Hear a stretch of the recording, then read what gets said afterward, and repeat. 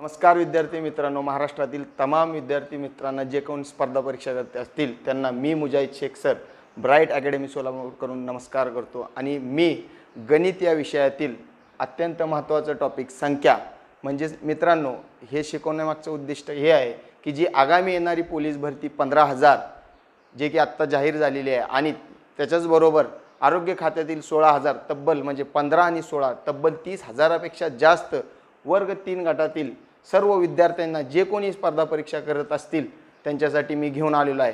फक्त गणितच हा विषय आपल्या चॅनलवर आपण नाही शिकवणार, आपण गणित शिकवणार आहे, त्याच्याबरोबर बुद्धिमत्ता शिकवणार आहे आणि त्याच्याचबरोबर सोप्यात सोप्या पद्धतीने आपण जीके म्हणजे जनरल नॉलेज म्हणजे सामान्य ज्ञान शिकणार आणि त्याच्याचबरोबर आपण मराठी व्याकरण सुद्धा शिकणार आहे। म्हणजेच आपण आपल्या चॅनलवर प्रत्येक विषयाचं व्यवस्थित विश्लेषण देणार आहे विद्यार्थी मित्रांनो। तरी तुम्ही ह्या आपल्या चॅनलला लाईक करा, सबस्क्राईब करा आणि जास्तीत जास्त शेअर करा आणि जे खाली बेल आयकॉन दिलेले आहे म्हणजे पुढच्या लेक्चरचा म्हणजे ह्याच्यानंतरचे जे भाग येणार आहेत त्याची नोटिफिकेशन तुम्हाला येण्यासाठी तुम्ही बेल आयकॉनला टिक करा। तर मित्रांनो तुमचा जास्त वेळ न घेता मी आपल्या विषयात शिकवायला सुरुवात करतो। गणित विषयातील हा पहिला टॉपिक म्हणजेच कुठला संख्या अतिशय महत्त्वाचा टॉपिक आहे आणि सोपा आहे, फक्त थेरी याच्यात थोडी जास्त आहे, समजून घेतल्यानंतर सगळं गोष्ट सोपी जाईल मित्रांनो। लक्ष द्या। मग पहिली गोष्ट आहे मित्रांनो ह्याच्यात संख्याचे भरपूर प्रकार आहेत। तर पहिले संख्याचे प्रकार कोणते कोणते आहेत तर नैसर्गिक संख्या आहे, पूर्ण संख्या आहे, पूर्णांक संख्या आहे, मूळ संख्या आहेत, जोडमूळ संख्या आहेत, समूळ संख्या आहेत, सम संख्या आहेत, विषम संख्या आहेत, परिमेय, अपरिमेय, परिमेयमधील कर्निस्थ परिमेय आहे, दशांश परिमेय आहे। समजते का मित्रांनो? अशा भरपूर संख्या आहेत। त्याच्यापेक्षा पण पंचकोनी आहे, षटकोनी, त्रिकोणी अशा भरपूर संख्या आहेत। परंतु परीक्षेच्या दृष्टिकोनातून आपल्याला 10 ते 12 ज्या काही संख्या महत्त्वाच्या आहेत आपण ते पाहणार आहेत या भागात। तर निश्चितच तुम्ही लक्ष देऊन अभ्यास करावा। नैसर्गिक संख्या म्हणजे काय पाहूया। संख्या म्हणजे मित्रांनो नैसर्गिक संख्यात 1 2 3 4 म्हणजेच ह्याचा अर्थ समजतो का मित्रांनो? नैसर्गिक संख्येची सुरुवात कुठून होती तर 1 पासून, म्हणजेच नैसर्गिक संख्या 1 2 3 4 हे कुठपर्यंत मित्रांनो असं अनंतपर्यंत। अनंत मीन्स इन्फिनिटीपर्यंत ह्या संख्यांना नैसर्गिक संख्या म्हणतात। मग का तर 0 ही नैसर्गिक संख्या आहे असा प्रश्न जर आला तर ती 0 ही नैसर्गिक संख्या नाही। त्याचं कारण असं आहे मित्रांनो शून्याचा वापर आपण व्यवहारात करत नाही। म्हणजेच एखाद्या अंकाच्या पूर्वी आपण शून्याचा वापर करतो का तर नाही, तर त्याला काहीही अर्थ राहत नाही। म्हणजेच एक गोष्ट लक्षात द्या मित्रांनो, एखाद्याकडून आपण उसने दिले असेल किंवा घेतले असेल, आपण त्याला जर उसने दिले असतील तर त्याला आपण रिटर्न पूर्ण पैसे घेतल्यानंतर त्याला आपण असं म्हणतो तुझ्याकडून माझा एकही रुपया येणे नाही। आपण तिथं शून्याचा वापर करतो का? नाही। म्हणूनच नैसर्गिक संख्यांनाच अजून एक शब्द आहे तर त्यांना काय म्हणतात तर मोज संख्या म्हणतात। लक्षात ठेवा विद्यार्थी मित्रांनो, समजतंय? तर त्यांनाच काय म्हणतात? मोज संख्या, ज्या मोजता येतात। व्यवहारात आपण 1 पासूनच सुरुवात करतो म्हणून त्यांना मोज संख्या म्हणतात। मग एक गोष्ट लक्षात ठेवा, सर्वात लहान नैसर्गिक संख्या कोणती तर 1 विद्यार्थी मित्रांनो, समजतंय? मग सर्वात मोठी नैसर्गिक संख्या कोणती तर अनंत आहे। समजलं? तर पुढची संख्या पाहू, पूर्ण संख्या। पूर्ण संख्येची सुरुवात शून्यापासून होते मित्रांनो, लक्षात ठेवा। 0 1 2 3 आणि कुठपर्यंत? हे पण अनंतपर्यंत, यांना पूर्ण संख्या म्हणतात। मग ह्याच्यात परत प्रश्न निर्माण होतो, सर्वात लहान पूर्ण संख्या कोणती तर मित्रांनो 0। समजतंय? मग सर्वात लहान पूर्ण संख्या कोणती? 0। मग सर्वात मोठी पूर्ण संख्या सांगता येत नाही मित्रांनो, म्हणजेच काय हो? अनंत। जसं की इथं बघितलं आपण सर्वात लहान नैसर्गिक संख्या 1 आहे, मग सर्वात मोठी सांगता येत नाही, ती पण कशी आहे? अनंत आहे। मग त्याच्यानंतर पूर्णांक संख्या मित्रांनो, आता बघितलं आपण नैसर्गिक संख्या, त्यानंतर बघितली पूर्ण संख्या। आता बघा, लक्ष द्या इकडे मित्रांनो, तिसरी पूर्णांक संख्या। पूर्णांक संख्या म्हणजे काय? धन संख्या, ऋण संख्या व शून्य या संख्यांना पूर्णांक संख्या म्हणतात। कोणती संख्या? पूर्णांक संख्या म्हणतात। मित्रांनो इकडे तुमच्या लक्षात येईल, दिसतंय तुम्हाला इथं मध्यस्थ काय हो मित्रांनो? 0 आहे आणि उजव्या बाजूला तुम्हाला काय दिसतात? सर्व धन संख्या दिसतात, म्हणजेच काय? धन पूर्णांक संख्या।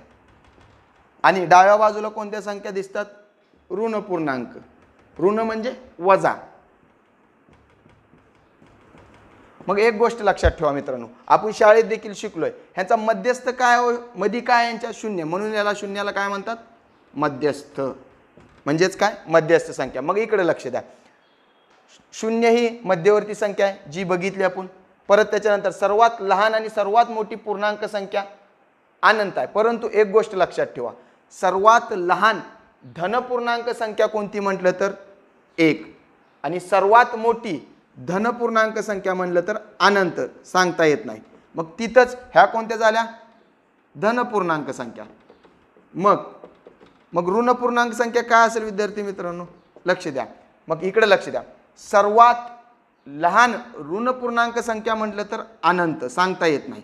आणि सर्वात मोठी ऋणपूर्णांक संख्या कोणती म्हटलं तर मित्रांनो -1. हे फरक फक्त लक्षात ठेवा, परीक्षेच्या दृष्टिकोनातून महत्त्वाचा आहे, विचारले जातात प्रश्न.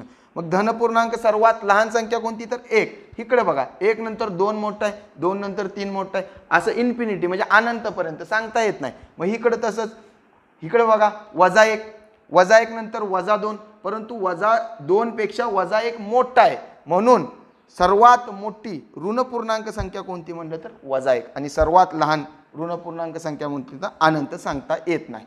हे आतापर्यंत आपण नैसर्गिक संख्या, पूर्ण संख्या आणि पूर्णांक संख्या बघितली. आता पुढची संख्या.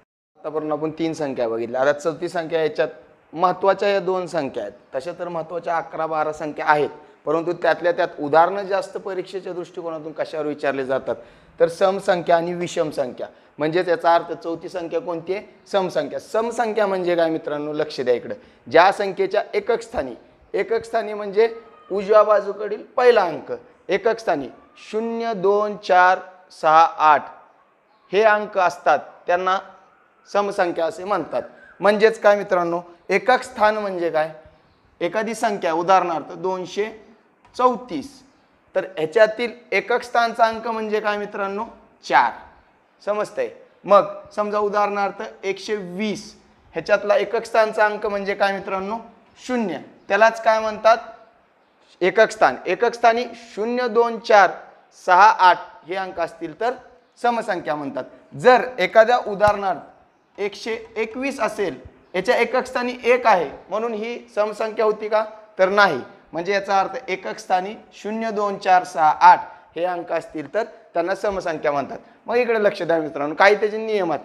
सर्व समसंख्यांना 2 ने निशेष भाग जातो, म्हणजेच त्या 2च्या पटीत असतात म्हणून त्यांना 2 ने भाग जातो. समजतंय. मग दुसरं काय नियम, क्रमागत संख्येत 2चा फरक असतो. म्हणजे काय मित्रांनो, 2 आणि 4 ह्या क्रमागत संख्या, यांच्या दरम्यान एक 3 संख्या आहे, परंतु ती सम आहे का नाही. म्हणजेच 4 आणि 2च्या दरम्यानमध्ये, 2 आणि 4च्या दरम्यानमध्ये 2चा फरक आहे. म्हणजे याचा अर्थ काय होतो, क्रमागत समसंख्येत 2चा फरक नेहमी असतोच. पुढचं, कोणत्याही नैसर्गिक संख्येची दुप्पट समसंख्या असते. म्हणजे काय मित्रांनो, आपण नैसर्गिक संख्या पहिल्यांदा बघितल्यात. नैसर्गिक संख्येची सुरुवात कुठून होते, 1, 2, 3, म्हणजे नैसर्गिक संख्येची सुरुवात 1 पासून होते. जर 1 ची दुप्पट म्हणजे काय, गुणुले 2. मित्रांनो समजते का, 1 ची दुप्पट म्हणजेच गुणुले 2, बे बे, म्हणजेच कोणत्याही नैसर्गिक संख्येची दुप्पट समसंख्याच असते. उदाहरणार्थ 3 ही नैसर्गिक संख्या आहे, 3 ची दुप्पट केली मित्रांनो किती आली 6, म्हणजे 6 ही समसंख्या आहे. ह्याचाच अर्थ कोणत्याही नैसर्गिक संख्येची दुप्पट केली असता ती संख्या समसंख्या मिळते. पुढचा नियम, 2 किंवा जास्त समसंख्यांची बेरीज, गुणाकार, वजाबाकी ही समसंख्या असते. म्हणजेच मित्रांनो इकडे लक्ष द्या, 2 किंवा जास्त समसंख्यांची म्हणजे 2 समसंख्या घेऊ आपण, 2 आणि 4 ह्या 2 समसंख्या आहेत, त्यांची बेरीज करून बघू. 2 अधिक 4 किती येईल मित्रांनो 6. 6 ही समसंख्या आहे. मग त्यांची वजाबाकी करून बघू मित्रांनो. 2 वजा 4 वजा 2 उत्तर येते, मोठ्या संख्येचं चिन्ह आहे ना, परंतु समसंख्या आहे मित्रांनो 2. लक्षात येते का. म्हणजेच आपण 4 वजा 2 केलं तरी 2 उत्तर पूर्ण मिळते, म्हणजे वजा नाही धन मिळते. इकडे लक्ष द्या. परत आपण बेरीज बघितली, वजाबाकी बघितली, आता गुणाकार बघू. 4 गुणुले 2, 4 दुनी 8. ह्याचाच अर्थ 2 पण समसंख्या आहे, 6 पण समसंख्या आहे, 8 पण समसंख्या आहे. मग आपण बेरीज पण करून बघितली असता समसंख्या भेटली, वजाबाकी केली असता समसंख्या भेटली, गुणाकार केला असता सुद्धा समसंख्या. परंतु कोणत्या 2 किंवा जास्त समसंख्याचा, त्या संख्या कशा पाहिजेत मित्रांनो समच पाहिजेत. मग त्यांचं समसंख्यांची बेरीज जरी केली तरी समसंख्या मिळेल, गुणाकार जरी केला तरी समसंख्या मिळेल, आणि वजाबाकी केली तरी सुद्धा देखील समसंख्या मिळेल. ह्याची उदाहरणं आपण पाहणार आहे मित्रांनो, पण संख्या काय ते समजून घ्या. म्हणजे त्याचं पुढची संख्या बघा, विषम संख्या. ज्या संख्येच्या एकक स्थानी 1, 3, 5, 7, 9 हे अंक असतात. म्हणजेच याचा अर्थ समसंख्या सोडून जी संख्या आहेत ते विषम आहेत, मग त्या संख्यांना काय म्हणतात? विषम संख्या म्हणतात. म्हणजेच पहिला त्याचा नियम बघा, विषम संख्येला 2 ने भागल्यास बाकी 1 उरते. मित्रांनो, कोणत्याही विषम संख्येला 2 न भागले असता बाकी 1 उरतेच. उदाहरणार्थ बघा, 3 आहे, त्याला जर 2 न भागलं, 3 ही विषम संख्या आहे, त्याला 2 न भागलं, बे 1 बे, उरलं किती? 1. बाकी किती राहिली मित्रांनो? 1. परत 9 ही विषम संख्या घेतली, त्याला जर 2 न भागलं, बे 1 बे, बे चोक 8, बाकी किती? 1. ह्याचाच अर्थ मित्रांनो समजते ना, तुमच्या लक्षात येते की कोणत्याही विषम संख्येला 2 ने भागल्यास बाकी 1 उरते. समजलं? पुढचा नियम लक्षात आहे मित्रांनो, 2 क्रमवार विषम संख्येचा फरक नेहमी 2चा असतो.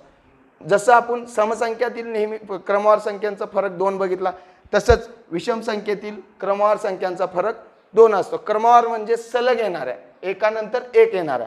मग त्या कोणत्या आहेत? 1 नंतर विषम संख्या कोणती आहे? दुसरी 3 आहे.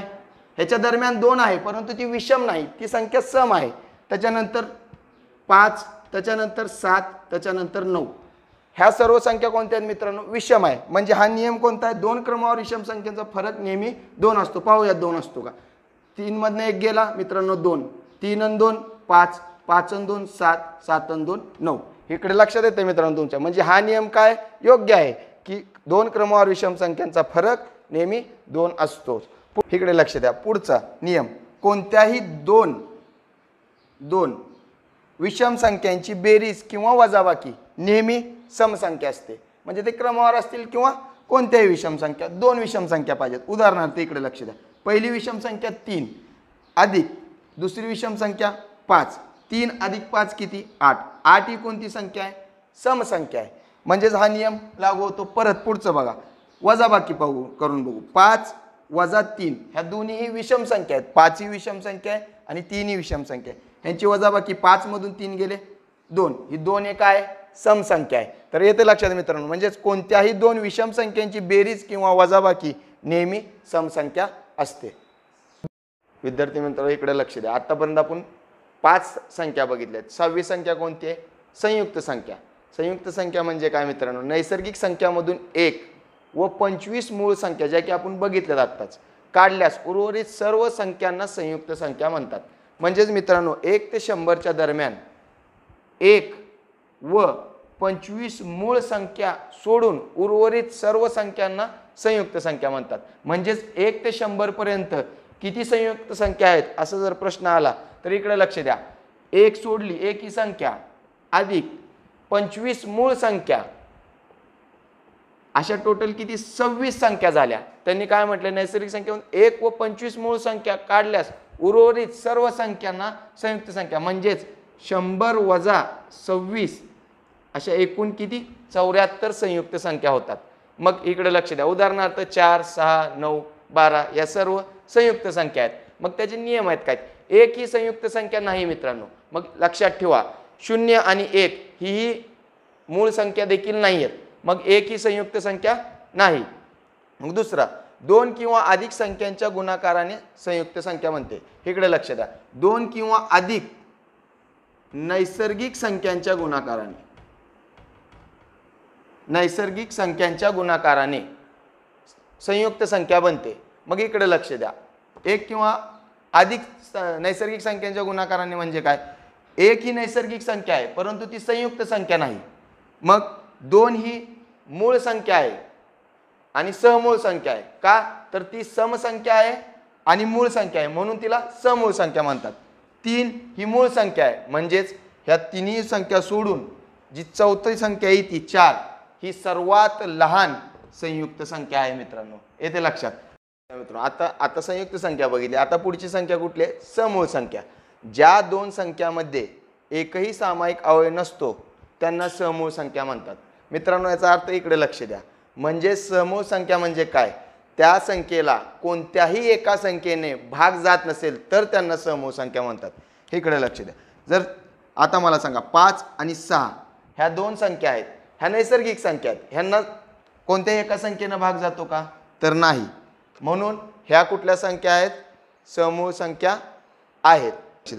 3 आणि 6 ह्या समूह संख्या का होऊ शकत नाहीत, तर ह्या दोन्ही संख्येला एका संख्येने भाग जातो, म्हणजेच कुठल्या 3 ने भाग जातो.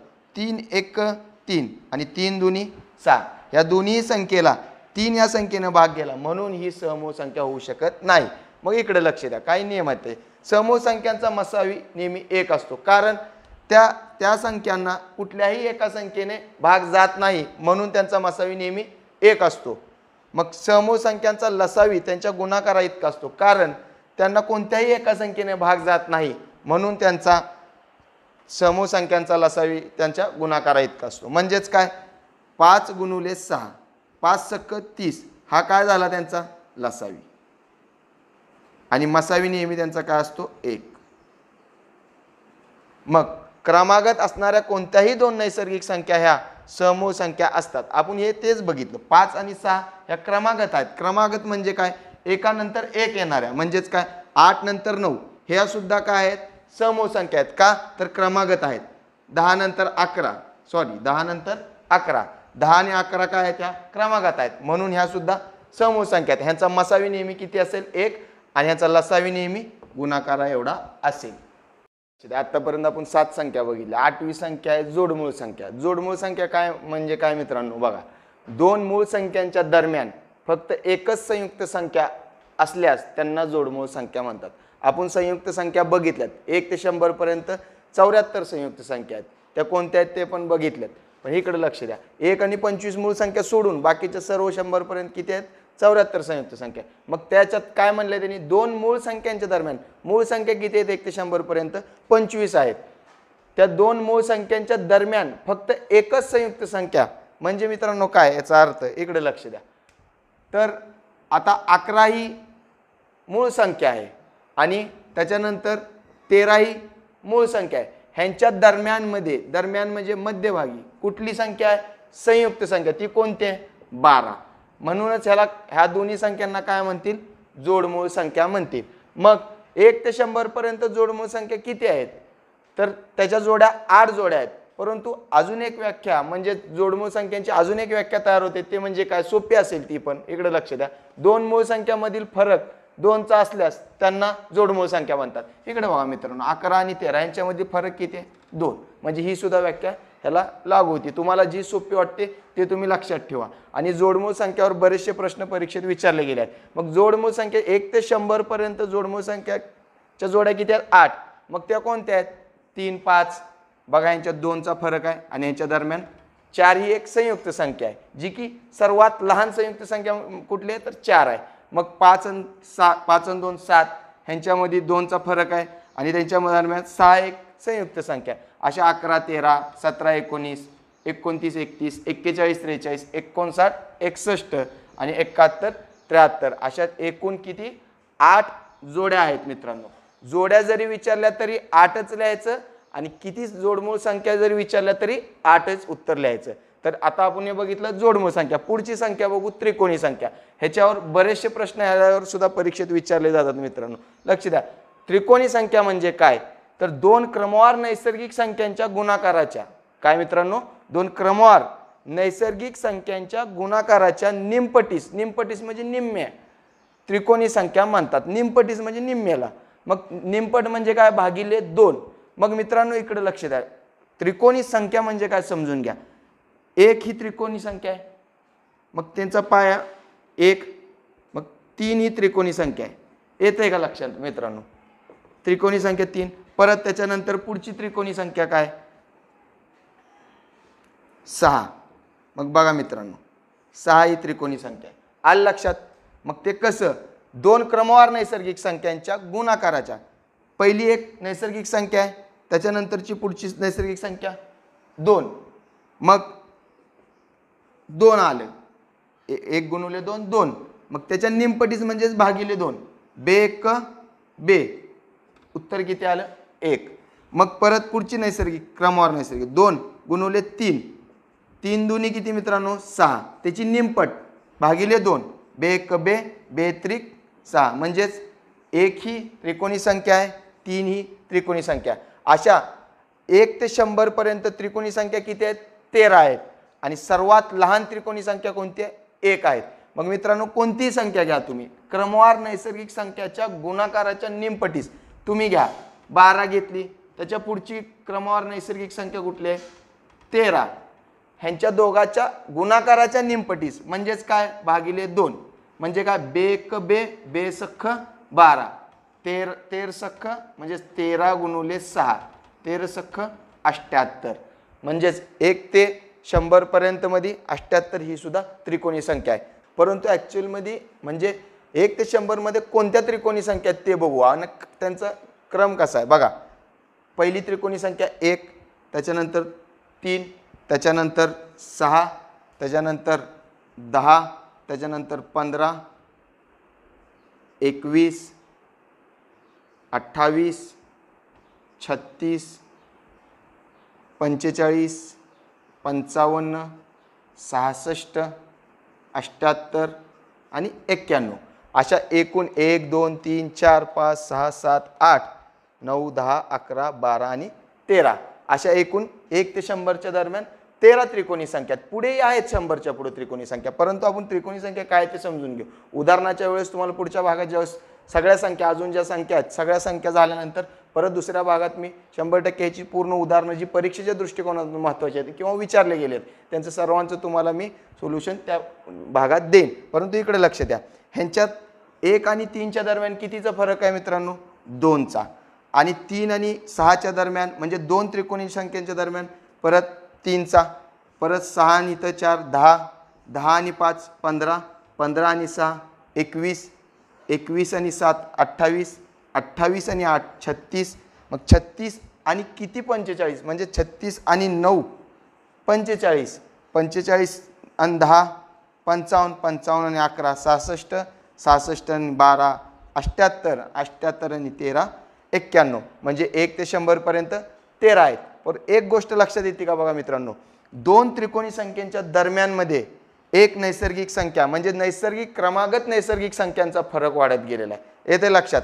मग तेच इथं आपण बघितलं 2 3 4 5. मग ह्यांची उदाहरणं कशा पद्धतीने विचारली जातात ते पुढील भागात आपण बघणार आहे.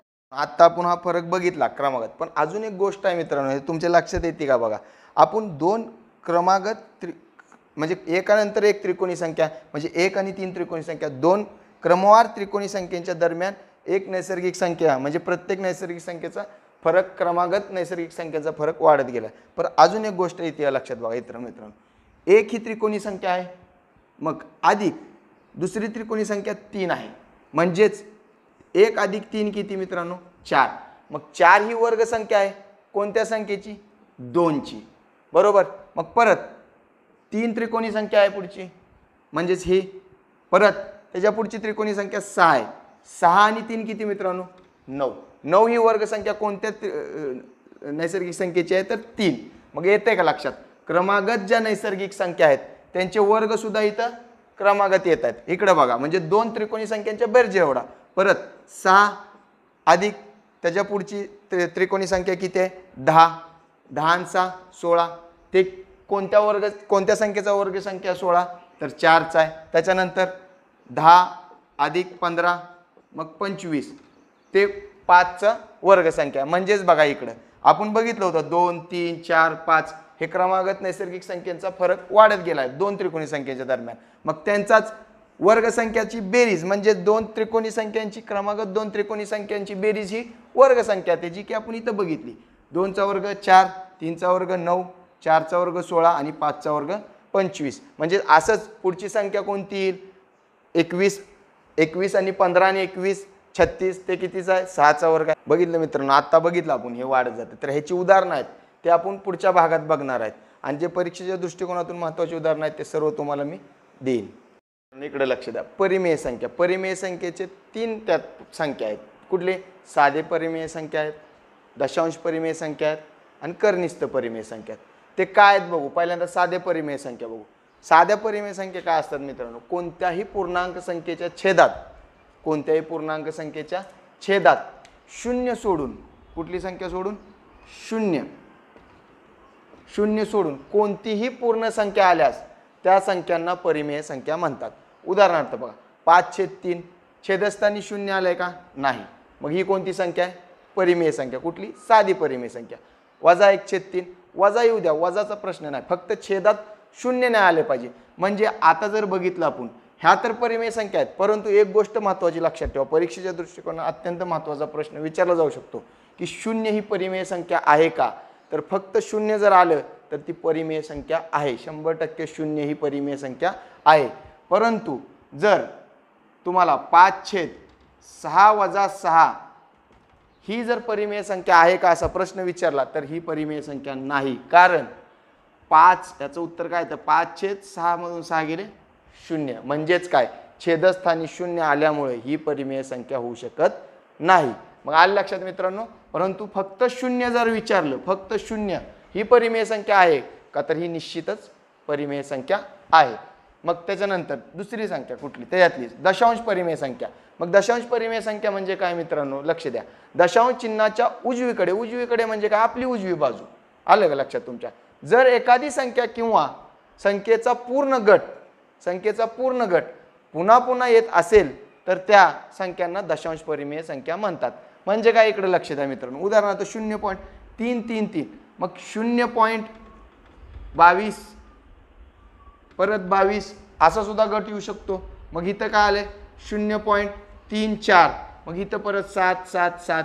बरं, त्याच वेळेस म्हणजेच एखाद्या गटाची पुनरावृत्ती होऊ नये म्हणून आपण एक आवर्ती चिन्ह वापरतो, त्यालाच इंग्लिशमध्ये बार म्हणतात. मग ते कसं असतं मित्रांनो, 0.33 34 34 34 असा जर परत 34 34चा गट येत असेल तर 0.33 34च्या वर बार देतो. का, तर त्याची पुनरावृत्ती टाळण्यासाठी आपण हे बार देतो. आलं का लक्षात. मग ह्याचा अर्थ समजला मित्रांनो. दशांश परिमेय संख्या काय, उजवीकडे म्हणजे तुमची उजवी बाजू, दशांश चिन्हाच्या उजवीकडे जर एखादी संख्या किंवा संख्येचा पूर्ण गट पुन्हा पुन्हा येत असेल तर त्या संख्यांना दशांश परिमेय संख्या म्हणतात. समजलं मित्रांनो. मग दशांश परिमेय संख्येची उदाहरणं काय आहेत, हे दोन आहेत. कोणतेही उदाहरणं घेऊ शकता तुम्ही. पुढची कर्निस्थ परिमेय संख्या. कर्निस्थ परिमेय संख्या म्हणजे काय, ज्या करणीचे उत्तर, मित्रांनो करणी म्हणजे माहित आहे का तुम्हाला, करणी चिन्ह याला करणी म्हणतात, शाळेत पण शिकलोय आपण. मग इकडे लक्ष द्या. ज्या करणीचे उत्तर पूर्णांक संख्या मिळते तिला कर्निस्थ परिमेय संख्या म्हणतात.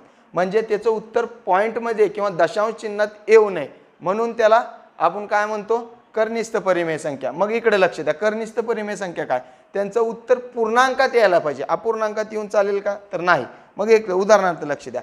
आता कर्णी चिन्हात 16 दिलं, त्याचं उत्तर किती येते मित्रांनो, 4. का, तर 16 वर्गमुळातून ज्यावेळेस बाहेर काढेल तर त्याचं उत्तर काय येते, 4. मग कर्णी चिन्हात म्हणजेच काय, 4 × 4 बरोबर काय 16. मग हे कर्णी चिन्हात जर घालं, याचं वर्गमूळ किती येईल, 4. तेच दिलेलं आहे इथं. इथं बघा 16 कर्णी चिन्हात इथं 4 दिलंय. मग ह्याचा अर्थ काय असतो, 2 उत्तर कसं आलं मित्रांनो, इकडे लक्ष द्या. म्हणजेच काय हो, 2 × 2 × 2 × 2 म्हणजेच इथं जे 4 आहे त्याचा 2 न 4 वेळा गुणाकार केला म्हणजेच काय, 2 दुनी 4, 4 दुनी 8 आणि 8 दुनी 16.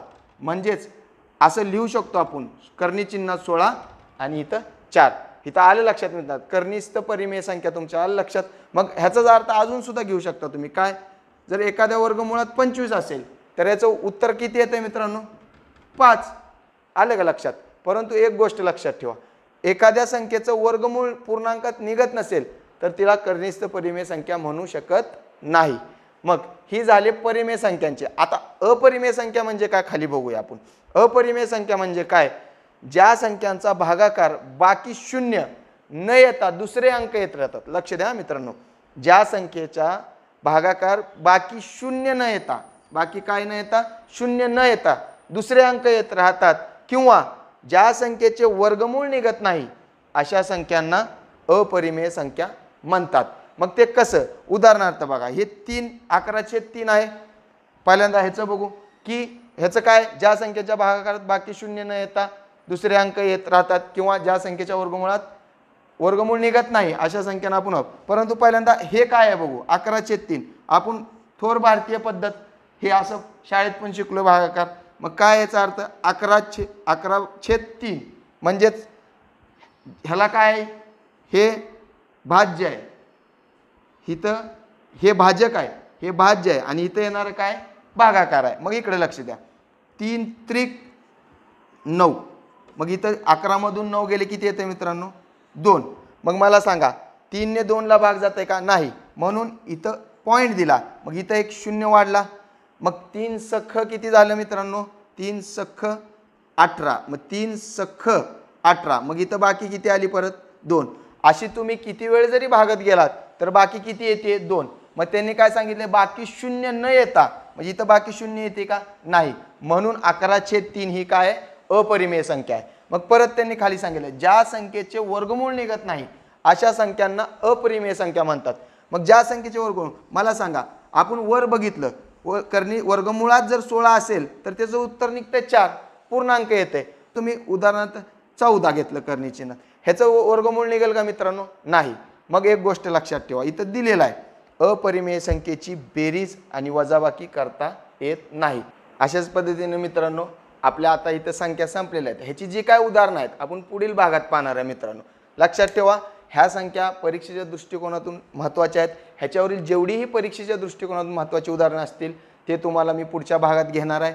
तरी तुम्ही तुमचं सहकार्याने मला माझ्या चॅनलला लाईक करा, शेअर करा आणि सबस्क्राईब करा आणि पुढील नोटिफिकेशन येण्यासाठी खाली बेल आयकॉनला टिक करा. तर तुमच्यासाठी पुढच्या लेक्चरमध्ये भेटू. जय हिंद, जय महाराष्ट्र.